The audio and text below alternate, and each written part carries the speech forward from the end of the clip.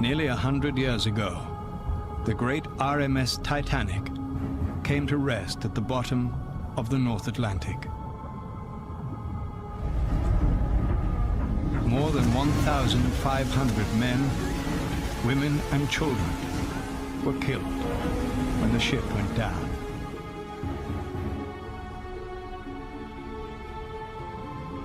To this day, much of her destruction remains mysterious. But there are clues hidden in the cold and dark. Her torn and twisted wreckage still has a story to tell. Now, for the first time, a full-scale forensic investigation will tackle the case. An arsenal of high-tech hardware will perform a deep-sea examination.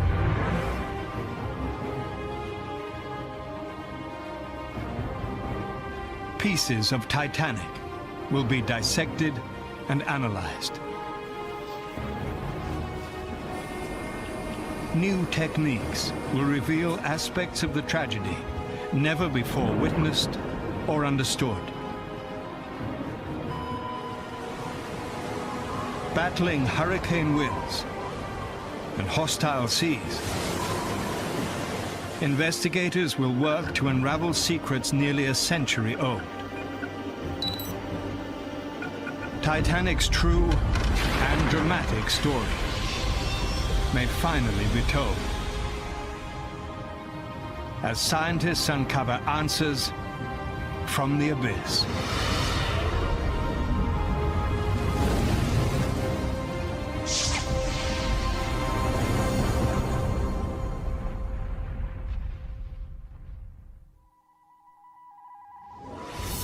Some 300 miles off the coast of North America, in the dark waters of the Atlantic Ocean,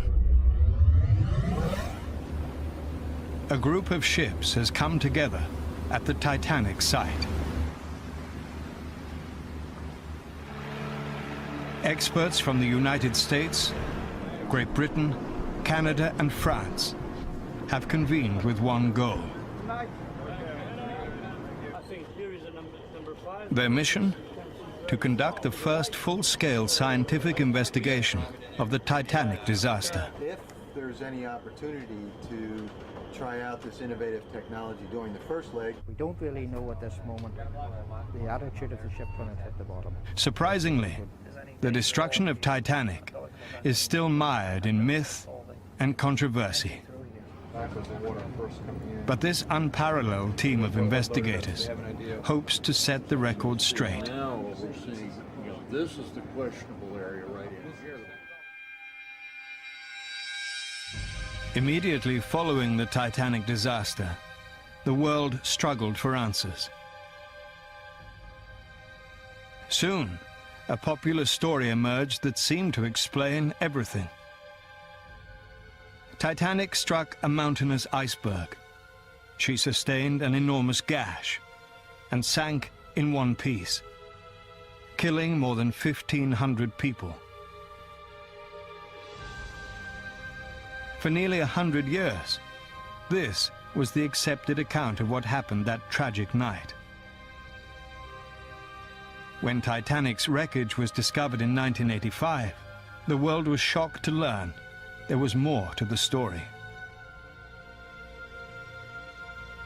The great ship was actually torn in two huge pieces.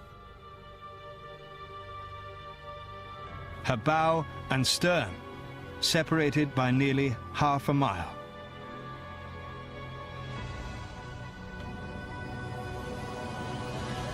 To this day, we still don't know how the ship broke and scattered across the sea floor.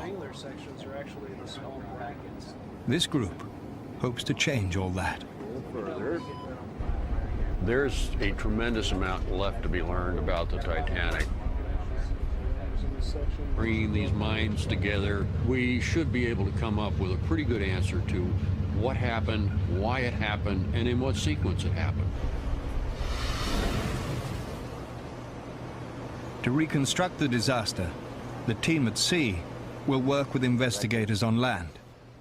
At the rear end of the bow. Together, they will focus on Titanic's wreckage, In the main wreckage field next a forensic approach likened to studying a corpse in a murder mystery. to give everybody a feel for it. The word forensic immediately conjures up images of pathology labs and someone poring over cadavers. And to a certain extent, we're doing that. What we are doing is looking for signals and signs and often very small pieces of information to build the bigger picture. From its position.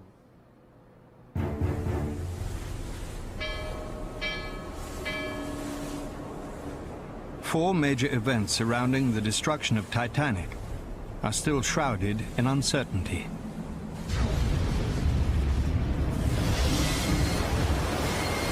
What is the true extent of the iceberg damage?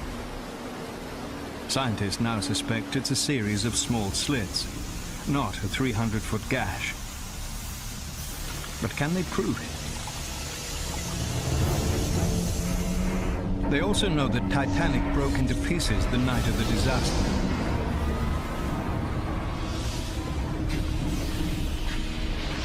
But how did this actually happen? And why?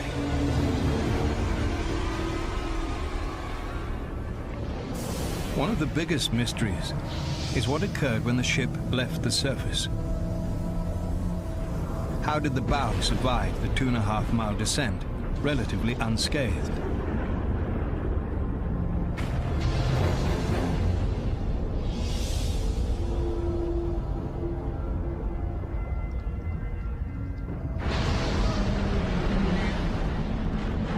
And what happened to the stern to utterly destroy this part of the ship?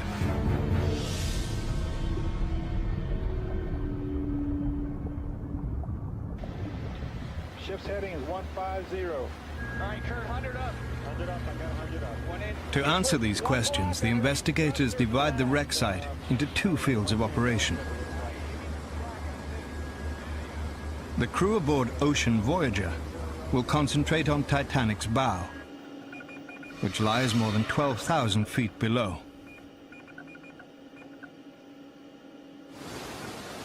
To reach their target, they'll deploy the Magellan 725. Magellan is a remotely operated vehicle, or ROV. For this mission, Magellan is equipped with state-of-the-art underwater cameras. Kirk, if you can stand in front of the camera, I can get a flesh tone off you. Set this up. That's good.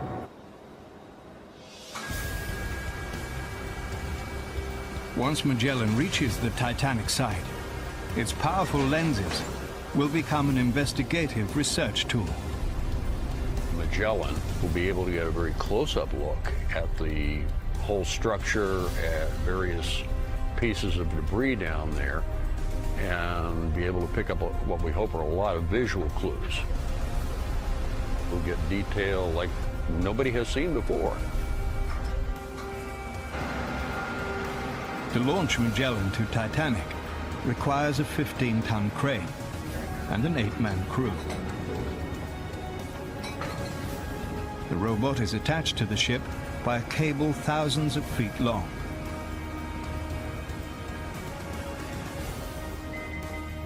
Magellan will receive instructions and transmit live images through this umbilical cord. You got me all balled up. I'm all stopped. Let me know when you're close. We're close. Bring your head, 90 right, 100 full up. Getting wet, Kurt. Okay, let me know when you want hydraulics. Hydraulics up. Hydraulics are on. Pull that tether a little bit.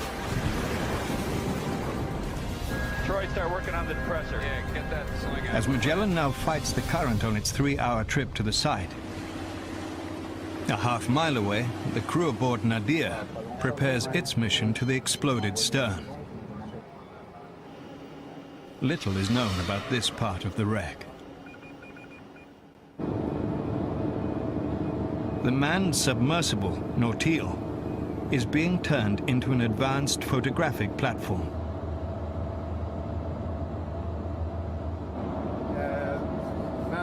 Heading up the effort is oceanographer Paul Mathias.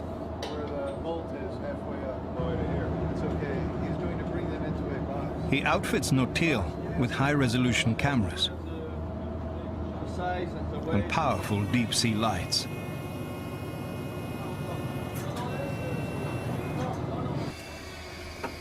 Pictures of the stern wreckage will be fed into this tiny sphere and stored on computers designed for the mission.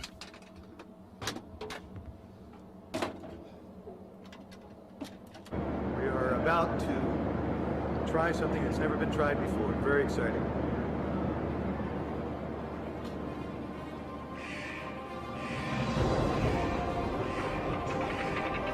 Nautil now begins her long trip to Titanic.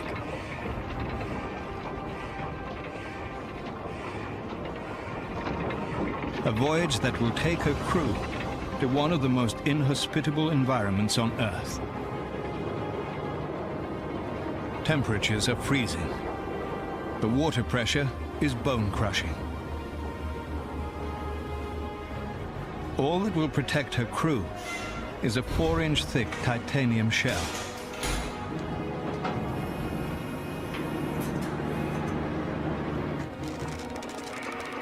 Nautil and Magellan are now underway on an historic mission. It's hoped their photographic reconnaissance will add a new chapter to understanding the Titanic disaster. In the past, ships have vanished, and it was walk away and leave it because there was nothing could be done. Now we have the technology to visit these wrecks, look at them in detail, and to understand why they failed and why they were lost. We're going to presume that you'll be coming in on the bow on the starboard side. Aboard Ocean Voyager, Obviously, scientists meet with the Magellan team that's to where plan their it's starting. search for the actual iceberg See, damage. flooding, coming in with a side shell. So we want to Bill try and Garsky see if is a there's any naval architect possibility of and a leader in the field of marine forensics. iceberg at this point in the hull. I think David Livingstone works for Harland and Wolff, the shipbuilding firm that constructed Titanic. there is a potential entry into the hull. These men want to find and photograph a section of the damage that doomed It the is a ship. rather jagged hold. There is some obstructions. When Titanic's bow struck the ocean floor, it plowed up sediment, concealing the deadly iceberg damage under a mound of mud. In 1996, scientists used sonar to peer through the silt. Their data suggest that the iceberg caused a series of thin slits that flooded and sank Titanic.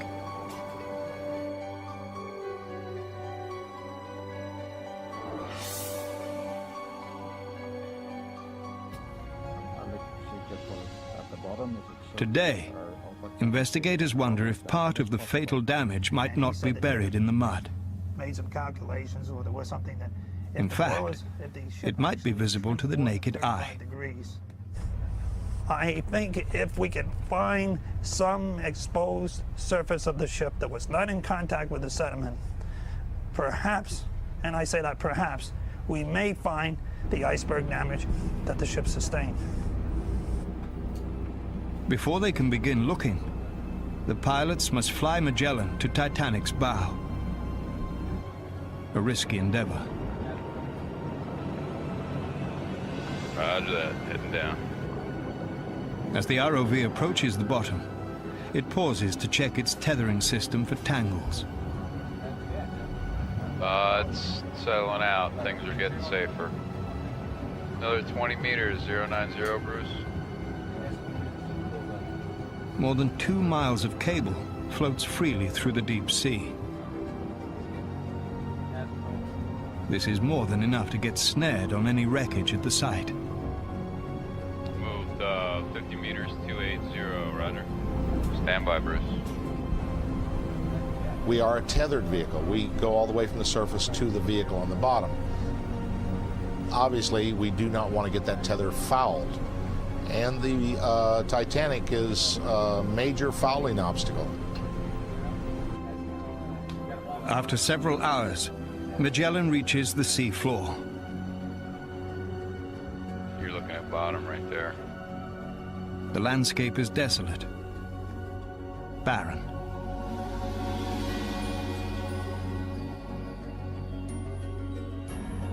Somewhere in the darkness lies a colossal structure, once 4 city blocks long and more than 100 feet high. 12 foot, dead ahead. Something's real close. There's the wreck. All right, 6 feet off, come on up.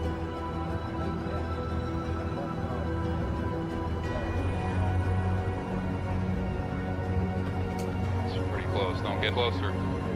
Watch your verticals.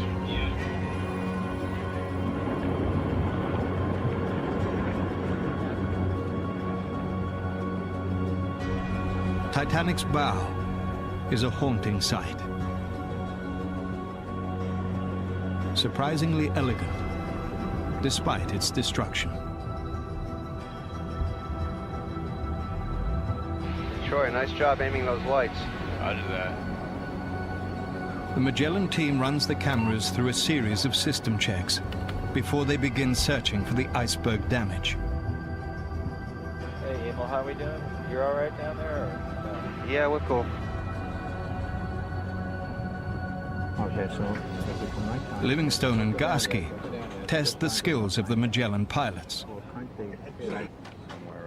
In order to find what they're looking for, they fly dangerously close to the wreck. doesn't actually look like this.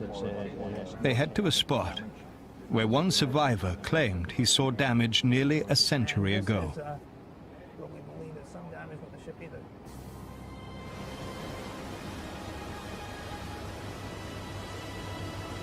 On the night of the disaster, deep below the luxurious accommodations, survivor Frederick Barrett is working in Titanic's boiler rooms. Barrett helps stoke the boilers, which supply steam power to the engines.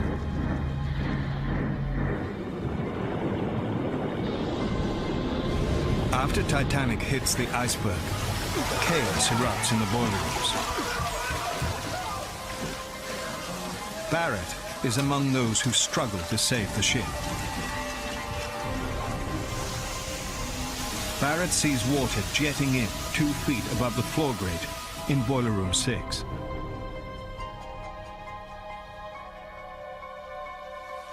An hour later, he's forced to abandon an adjacent boiler room. A large volume of water came through.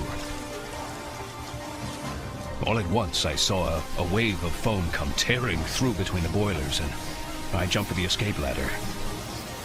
Leading fireman, Frederick Barrett. Patiently, the team slowly combs the outside of the wreck, looking for the damage Barrett saw from inside. To pinpoint Barrett's location, the team drops down the starboard side of the ship, counting hull plates and portholes as they descend. I'm still trying to go down.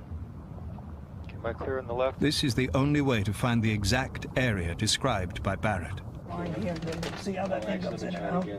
Yeah. With every second, Magellan gets closer to the target destination. If they can find the damage, it will be the cornerstone of their investigation. After hours of searching, Bill Garsky spots something in the encrusted wreckage. It's 4 o'clock in the morning. Okay, is this the opening you're talking about? Yeah, almost right on the mud line, there's something that looks like an open seam. Hidden near the mud is a tiny opening in Titanic's side. Yeah. Yep. Yeah, that's open seam. You're kidding. It is? See the room? Sure is. And it's right where Frederick Barrett said it would be. It's a section of the actual iceberg damage. Okay, let's get in there real tight and frame it up. An elated team savors the discovery. You can hang there, zoom in. Yeah, there you go. I want to give credit to Stoker Barrett because he said he saw the seams open 2 feet above the foreplate, and that's where we are.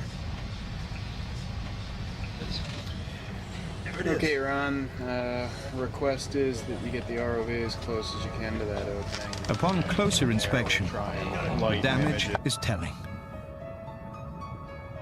As suspected, it's not a puncture or a gash, but rather something more simple. A separation of steel plates.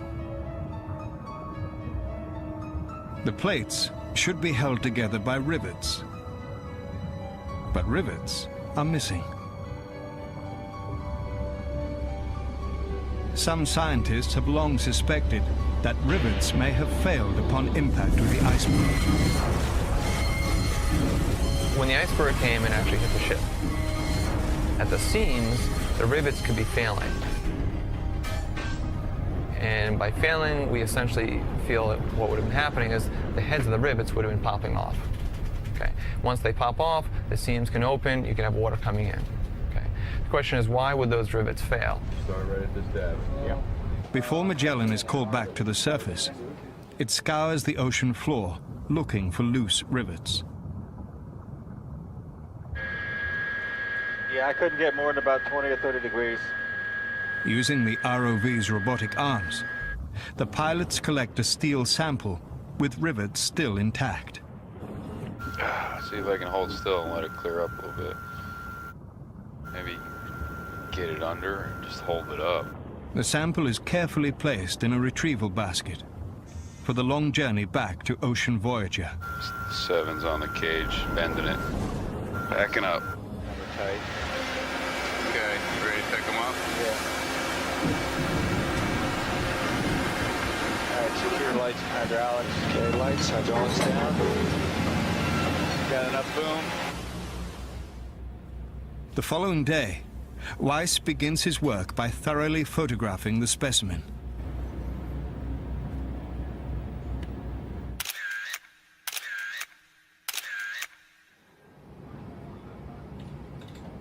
Next, he carefully removes the rivets. He'd like to know why they might have failed.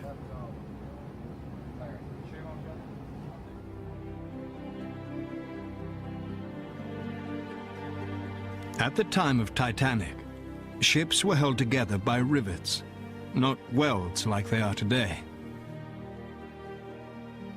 It's estimated that more than 3 million rivets were used to construct Titanic. Each beam, each piece of hull plate was attached to the ship by rivets.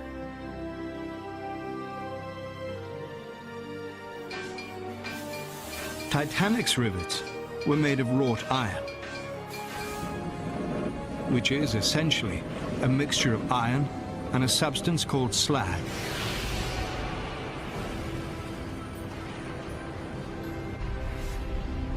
At the time, it was difficult to monitor the mixture of slag and iron. And if too much slag was added to the mix, it could actually weaken the rivets. Investigators would like to know if this is what happened in Titanic's case.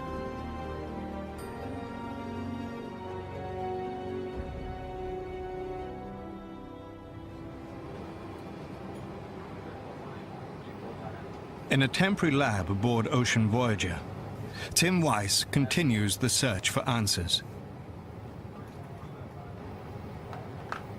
First, he cuts a cross-section to look inside.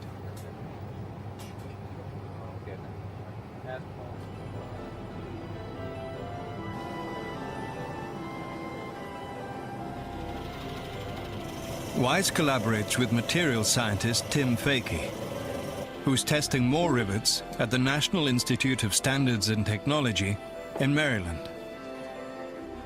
It was Fakey's past work that prompted further study of the rivets. We sectioned 2 failed rivets that were recovered in '96, and looking at them metallographically under the microscope, you could see that the rivets had too much slag. So what we wanted to do in 1998 was to get more rivets from different places on the ship. Working together, Fakey and Weiss examined rivets of all sizes, rivets used in different applications.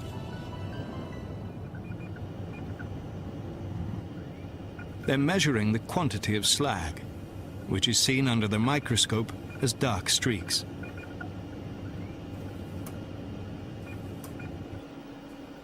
Some rivets have the optimum amount of slag, and the substance appears as little round particles. This sample, on the other hand, has too much slag, which will weaken the rivet. In their work, Fakey and Weiss continue to see variation in Titanic's rivets. We've looked at rivets that are from various locations on the ship. Overall, 5 to 10% may be having a problem on the ship. We've looked at 30 out of 3 million rivets. So we're never going to be able to say definitely, but the trend seems to be there. The more rivets we look at, it doesn't go away.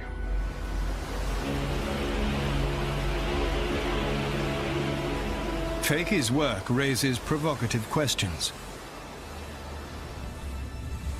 Were small, flawed iron rivets Titanic's Achilles heel? Or was the impact forceful enough to compromise even the strongest of rivets? We may never know for sure.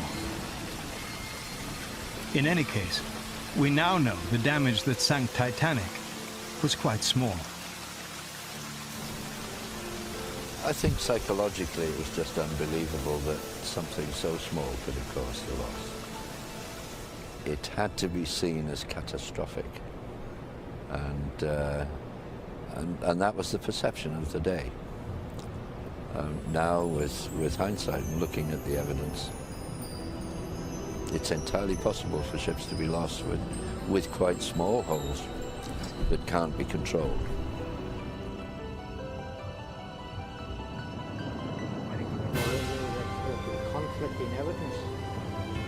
For Bill Garsky and David Livingstone, the investigation is off to a successful start. But the work for these 2 men is far from over.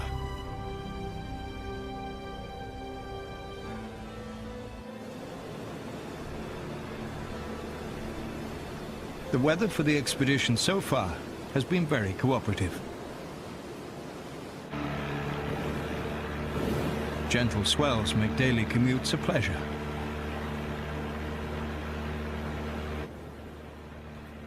These motorized boats, called Zodiacs, are a critical link between ships at sea. Today, expedition leader George Tulloch heads to Ocean Voyager to discuss the weather that lies ahead.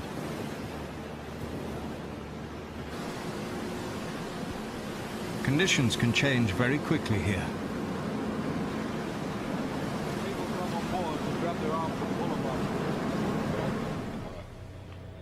Hurricane season has officially begun, and the Titanic site lies well within a known hurricane zone. The team is keeping its eye on Hurricane Bonnie, which has the potential to hit the site with devastating force. See, this has shifted. Before it was coming. Bonnie will have to be watched closely. Has it going much further north? Deep below the surface, the conditions here are still ideal. For the past several days, Paul Mathias and the crew of Nautil have been capturing the most detailed photographic record yet of Titanic's stern. I'm going to sharpen up the exposure. I'm going to open the shutter. Nautil has the ability to move very, very precisely over the seabed, And while we're moving back, and Nautil has the ability to move very, very precisely over the seabed. And while we're moving back and forth, we will be firing the cameras at the bottom.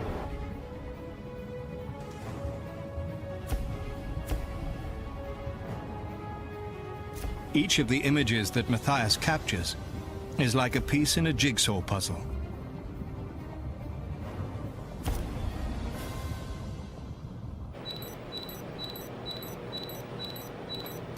As the pictures are assembled, scientists build a unique view of the entire wreck. This process is called photomosaicing. The pictures are there to tell a story. What the mosaicing does and what the individual videos do is to reveal a story within this wreckage. And each piece has its own little story to tell.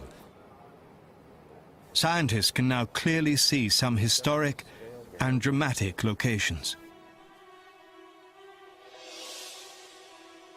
On the stern, the third-class stairwell comes into sharper focus.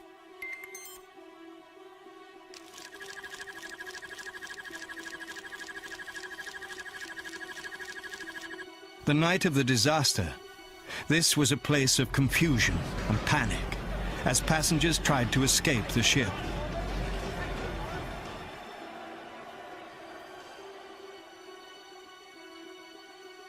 Titanic's furthest aft deck also becomes more visible.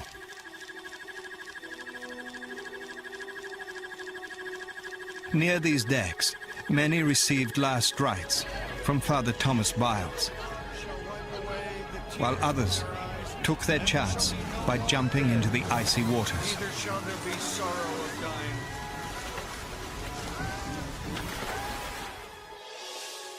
On the ship's bow section, the davits used to lower lifeboats can be seen with striking clarity.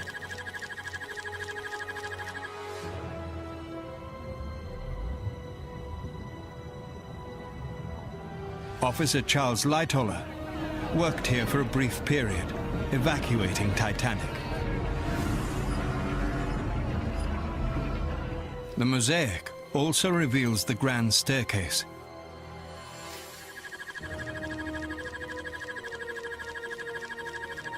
Today, it's a ghostly remnant of what it once was.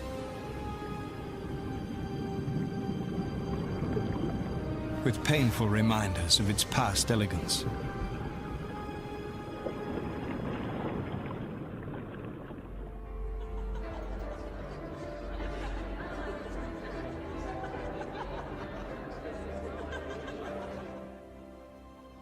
This skylight looks into Titanic's wireless room.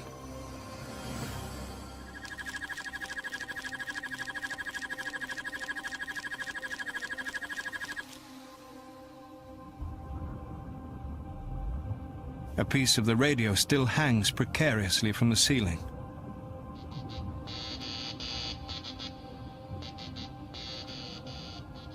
The night of the disaster, Harold Bride and Jack Phillips frantically sent out calls for help from this room until the water poured in.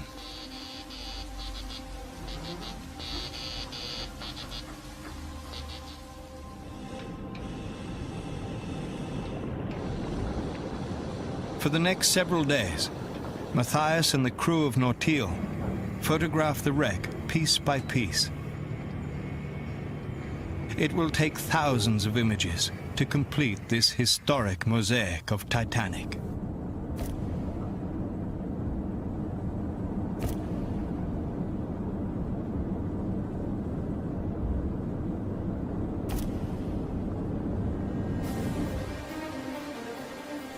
Late at night, Magellan heads back to Titanic. Yeah, wait till we get around here and get the taglines on. Investigators now turn their attention to one of the most astonishing events of the Titanic disaster. Keep that loop outboard, because it's going to go up top. The moment the great ship breaks into pieces. Can I bring up hydraulics? Just tilt that pan and tilt down. Bueno.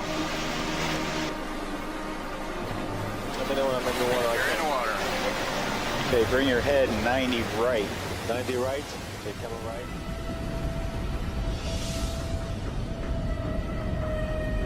To this day, much of the Titanic's breakup is shrouded in mystery. For passengers and crew, this was a time of utter horror. For those who witnessed the breakup and lived to talk about it, it was a terrifying spectacle. You could see her propellers and everything. Her rudder was clear out of the water. And then her lights went out. Able seaman, John Bewley. We pulled from the Titanic for a distance of a city block when Titanic began to shake to pieces. First-class passenger Lucille Carter.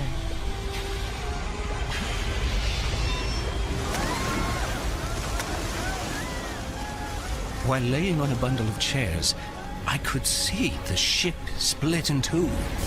There was a rain of wreckage, and a big piece of timber fell on me, striking my vest. August Weichmann.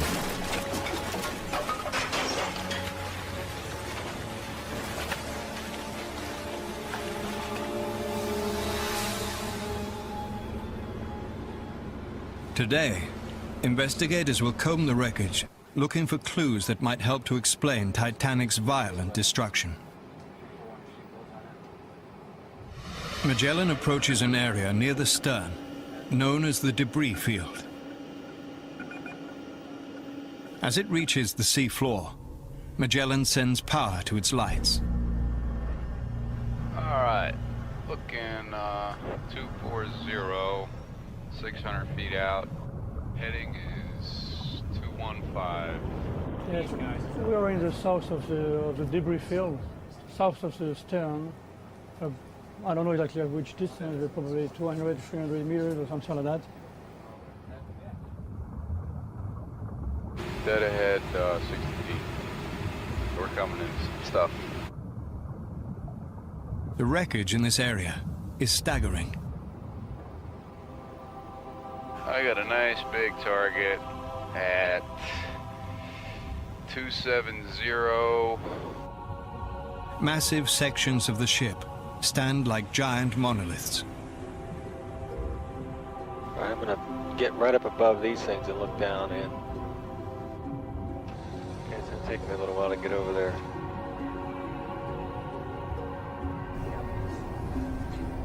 Each piece has a story to tell. Just snapping that 35. You want to get lower now? Yeah, turn right. But deciphering what the wreckage means is incredibly complicated. There's so much stuff around here. It's really difficult to figure out where it came from. The process of interpreting the wreckage to reconstruct the disaster is called reverse engineering. Looks like something that's definitely got ripped. Any ideas what that was? It's the same approach investigators use to understand modern disasters, like airplane crashes. Okay, I'm just gonna pan it to the right real slow.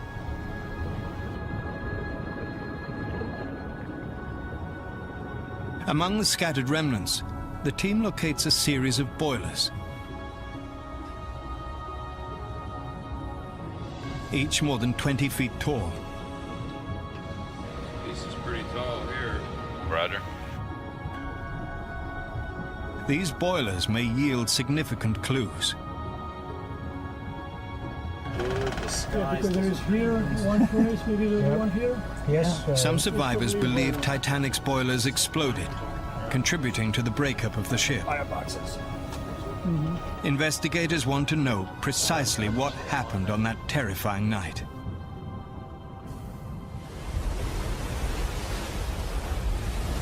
During the tragedy, as Titanic is being evacuated, some survivors say they hear the massive boilers exploding, breaking free and tumbling from the ship. While I was helping with the boats, there came explosions below deck, and the ship took a rushing in of the icy waters on the boilers. August Whiteman. I heard 4 distinct explosions, which we supposed were boilers. First class passenger, Mrs. Stewart White.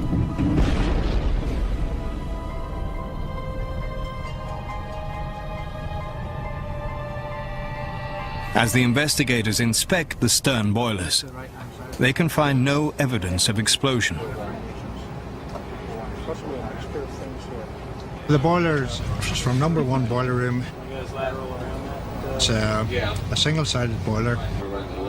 It seems in perfect condition. Therefore, it didn't explode or implode. To be sure Titanic's other boilers didn't explode, investigators have to account for the ship's remaining units. Their search takes them to the bow section, where many of the boilers were housed. The decks here have collapsed, concealing a view inside the ship. But to the team's surprise, some wreckage has slipped away. For the first time, investigators can clearly see into one of the boiler rooms. And what we found was all 5 boilers in place with no explosion damage. It gives us an indication that probably all 24 boilers that were in operation didn't explode and didn't leave their foundations. If the boilers didn't blow Titanic apart, what could have caused it to break into pieces? Investigators now turn their attention to the steel itself. Could it have been flawed, contributing to the breakup? It's a highly contested theory.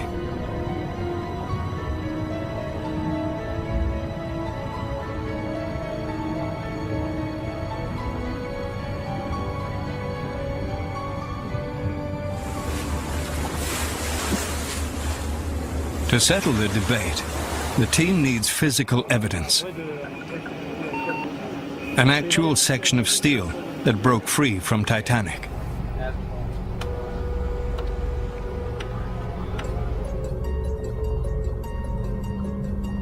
Investigators would like to cut a sample from a 20-ton section of hull dubbed the Big Piece. The piece is being raised as an historic artifact. But to the crash investigators, it's important for other reasons. The artifact came from the starboard side of Titanic, encompassing 2 upper decks of the break region. If it is weak, it could mean much of the steel here was also brittle.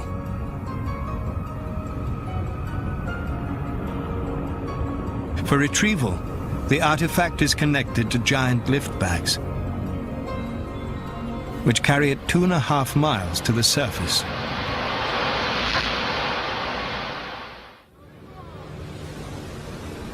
Here, salvage teams work quickly to connect the piece to the recovery ship, a bay supporter. Suspended underwater, a piece of Titanic once again is touched by sunlight.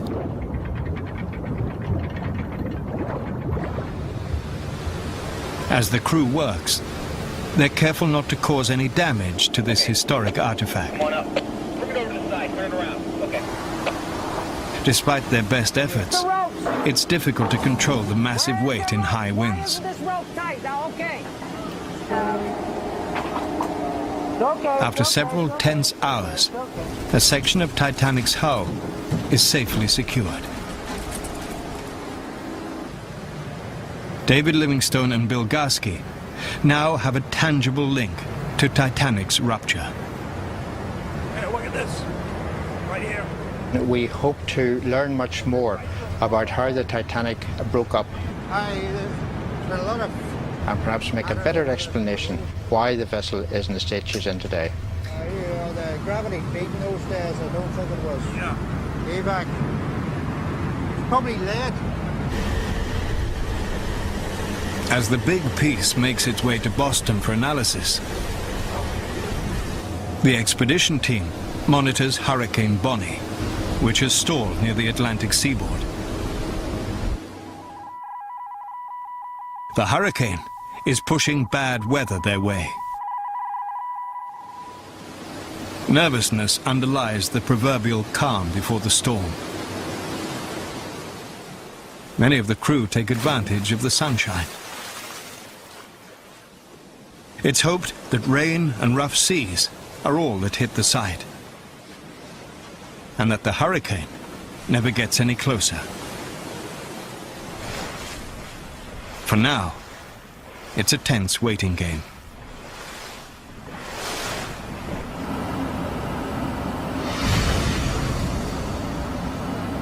The big piece arrives in Boston after a 4-day journey.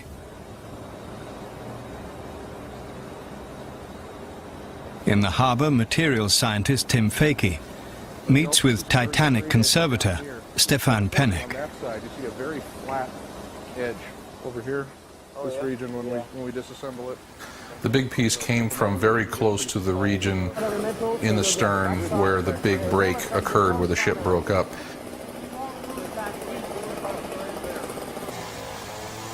So if we have a piece of the hull from right next to the breakup, it is entirely likely that that has steel that's very similar to the steel that was actually involved in the break.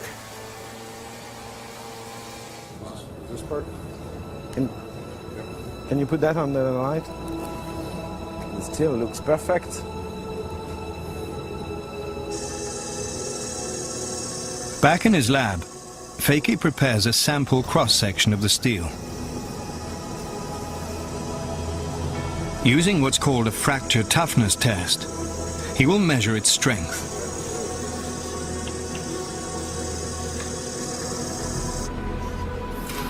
This machine will subject the steel to forces in excess of 2,500 pounds. It's a slow bending process, similar to what Titanic went through the night of the disaster. See the opening down there?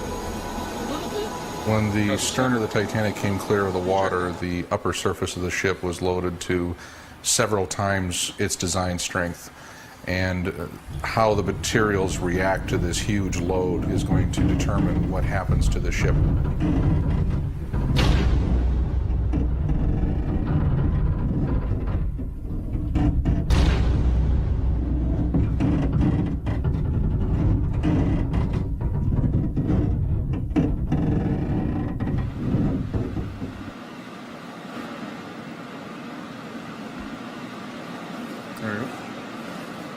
That's nice and tough. As it turns out, Titanic's steel is surprisingly strong.